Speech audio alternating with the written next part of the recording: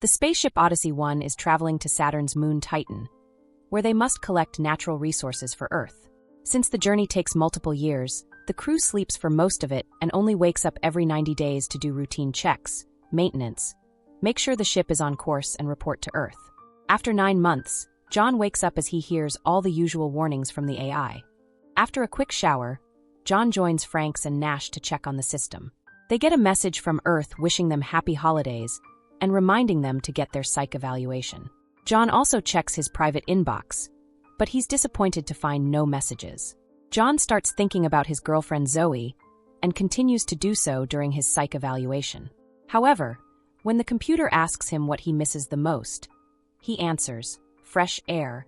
He then confesses to Nash that he forgot Zoe's last name, but Nash tells him not to worry because it's the expected confusion after waking up. Afterward, John continues his maintenance work and remembers the day he met Zoe at a party, which helps him remember her last name. Now John feels much more relaxed. Once all the work is over, the trio sends a message to Earth saying everything is fine, and they go back to their hibernation pods. As John falls asleep, he remembers the day he saw Zoe a second time during a presentation about the Titan mission. The video showed how the ship would have to do a slingshot maneuver around Jupiter that would launch them towards Titan. The resources found there would be used as clean energy for Earth and fight against the damage humans have caused to the planet. The next time John wakes up, he makes sure to eat well and do some exercise. Later, while he's working, he hears a voice calling his name and starts following it, but finds nothing. Suddenly, the ship starts shaking and turning as the lights flicker. The AI sends a warning message before John watches some screws fall from the ceiling, leaving a panel shaking too. When he reaches out to touch it, the panel falls and hits him in the head, knocking him out, finding Franks and Nash checking on him. They said they don't know what happened to the ship because John was the only one awake when it happened. When John enters the hole left by the fallen panel, he discovers various internal components of the ship received heavy damage. Next, the astronauts check the exterior video feeds and notice part of the hull was damaged as well, but they don't find the moment of impact on the recordings, and there are no error messages sent by Earth either. They reset the power and the system, but everything looks fine, while John records a message for Houston explaining the situation. While doing so, he remembers his next meeting with Zoe at a cafe, and how she helped him with a video game level he was stuck at. They ended up talking a lot, and John shared how he had no family, which was why he had a good chance to be chosen to go to Titan. In the present, Franks points out that since everything is working well, and there doesn't seem to be any dangers for the crew, they should continue with the mission as planned. Nash protests, saying it's too early to tell, so Frank starts considering the possibility of the ship having structural stress that caused it to decompress. John refuses to believe it since Zoe was one of the designers, but Nash runs with it, saying this could end up in an explosion when they do the slingshot. Frank tells them to work on repairs while assuming structural stress is what's happening and once again announces they'll continue as normal until they receive word from Earth.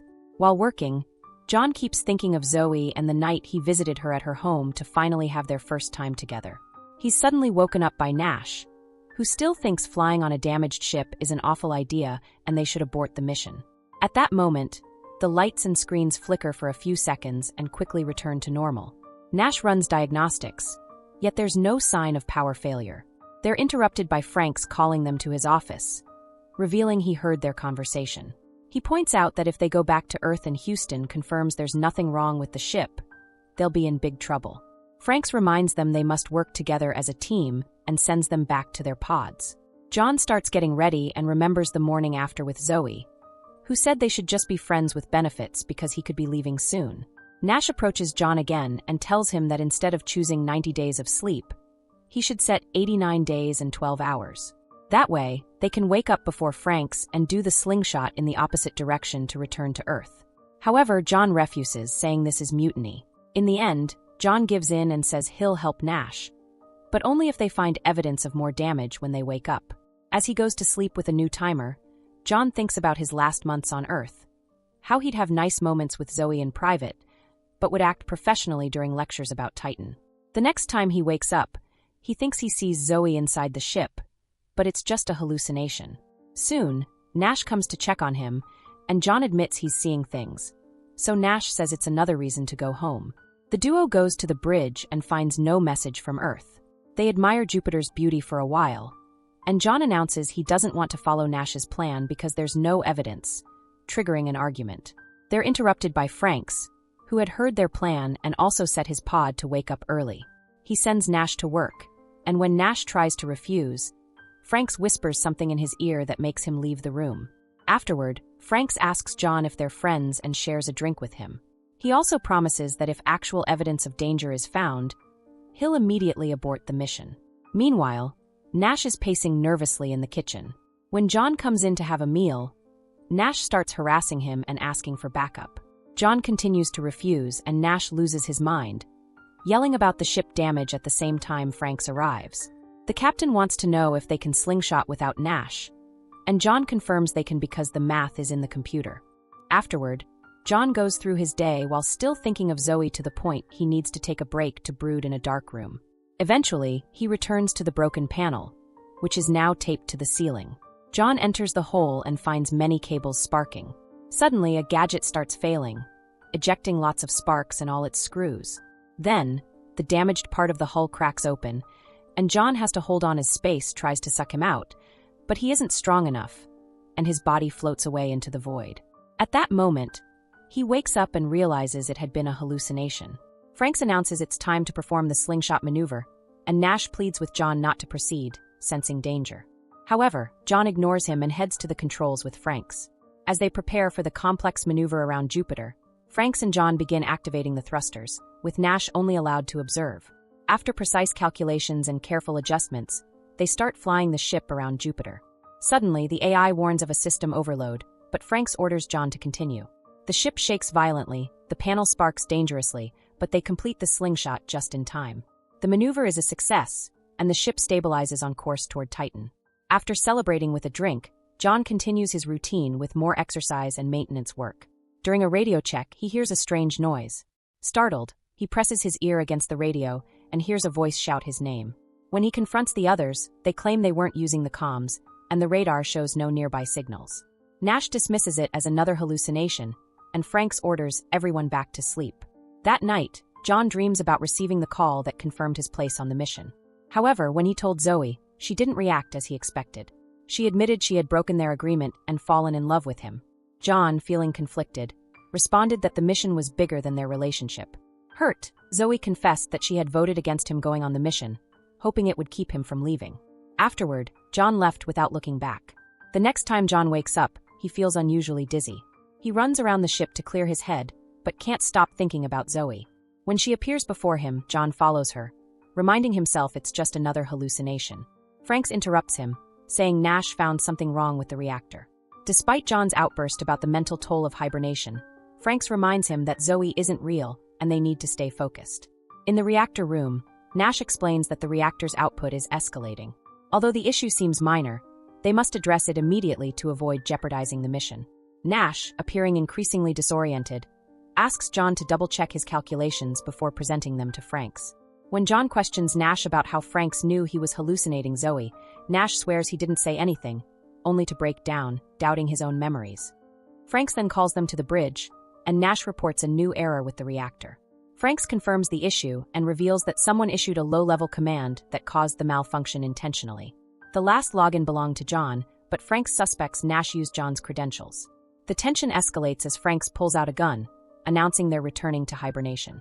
John climbs into his pod, horrified to witness Franks brutally assault Nash with the gun, slamming his head repeatedly. Unable to intervene, John falls asleep just as the fight intensifies.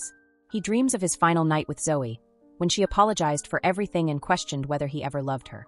Once again, John avoided answering, leaving things unresolved. The next time John wakes up, he feels violently ill, vomiting and experiencing flashes of Franks beating Nash. John searches the ship for the others, but Franks sneaks up on him. Franks explains that Nash was too unstable and had been put back into hibernation. He refuses to lower his gun, fearing John might lose control too. John insists he's fine. Franks reassures John that the mission is still on and orders him back to work. While inspecting the systems, John feels something strange in his body. Looking down at his arm, he sees his veins have turned a dark color. Suddenly, his arm mutates grotesquely, his veins bursting open and spraying blood. At that moment, John realizes it's yet another hallucination. He hears voices calling his name again, but no one is near. He heads to the kitchen, where Franks comments on John's shaking hand before bringing up Zoe. John, defensive, tells him to stay out of his personal life. Franks then drops a bombshell. John never had a relationship with Zoe. According to Franks, Zoe was sent by the committee to monitor John's mental health before the mission. Shocked and disoriented, John can't grasp how Franks knows all the details of his interactions with Zoe. Franks reveals he was also part of the committee. Unable to accept this revelation, John walks away to work on radio maintenance, still thinking of Zoe. He starts doubting his memories. Suddenly, someone from Houston contacts him over the radio, asking a series of questions, but they can't hear his replies and the call cuts off. Confused, John rushes to the bridge, where Franks berates him for believing he could contact Earth from so far away. Franks plays security footage, showing John talking to himself, and tries to calm him by showing how far they've ventured into space. Frustrated, John refuses to return to hibernation and locks himself in another room, demanding to see Nash. Franks insists Nash can't be disturbed but promises to take John to him. As soon as John opens the door, Franks shoves him against the wall, threatening to kill him if he doesn't cooperate. Fearing for his life and remembering Nash's fate, John retaliates, fighting back in an attempt to disarm Franks. They struggle violently for the gun. Franks nearly chokes John, but John manages to break free with a punch. John grabs the gun and demands to know what happened to Nash, but Franks only laughs ominously. Feeling like he's losing his grip on reality, John wanders through the ship, haunted by flashes of memories and Frank's voice. Overcome with confusion, John is vulnerable, and Franks seizes the opportunity to attack him again. Another brutal fight ensues, and this time, John breaks Frank's nose before finally knocking him out with the gun. Determined to find Nash, John goes to the bridge and uses the ship's cameras to search, but he finds no trace of him. Franks suddenly appears behind him, and in a fit of rage, John beats him until Franks dies. Desperate for answers, John consults the AI, asking where Nash is. The AI responds that Nash is alive, on the bridge. Bewildered, John requests the crew manifest and is hit with a devastating truth. The crew consists of only one person, himself. His full name is John Franks Nash. The other astronauts were mere hallucinations all along.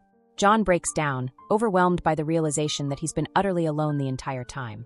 He contemplates ending it all, but instead tries to reach Earth one more time. To his surprise, Zoe answers. Unsure if she's real, John tells her everything, confessing his growing fear of losing his sanity. Zoe explains that they accidentally gave him a higher dose of medication, which caused the hallucinations. She confirms that John is the sole crew member and reveals a more shocking truth. The ship never left Earth. According to Zoe, John was put in a highly advanced training facility in New Mexico, deep underground, before the mission. The entire journey, including the slingshot around Jupiter and the malfunctioning systems, had been a simulation. The purpose was to test the effects of long-term isolation and hibernation on his mind. The earthquake that damaged the ship was real, but it happened on Earth, which is why communications were temporarily cut off. Now, with the test over, Zoe instructs John to exit through the airlock and walk into the rescue tunnel. John prepares to leave, but Franks appears again, warning him not to trust the conversation with Zoe. Franks claims that John's mind is inventing explanations to make sense of the situation and that this, too, is a hallucination. John refuses to believe Franks is real and proceeds to open the airlock, determined to escape. As he steps through, he tells Zoe he loves her before entering the final chamber. Outside, John sees the underground facility and a replica of the ship above him. The ground shakes as rescue machines approach, and John hears voices calling to him, telling him they are coming to get him. He climbs a ladder and reaches toward a flickering light. As he touches it, the moth conversation about flying toward the light comes back to him. In a final twist, John realizes he really is in space, and in that instant, his body is ejected into the void. So that's it. Hope you enjoy the story. Subscribe and press the bell icon for more videos.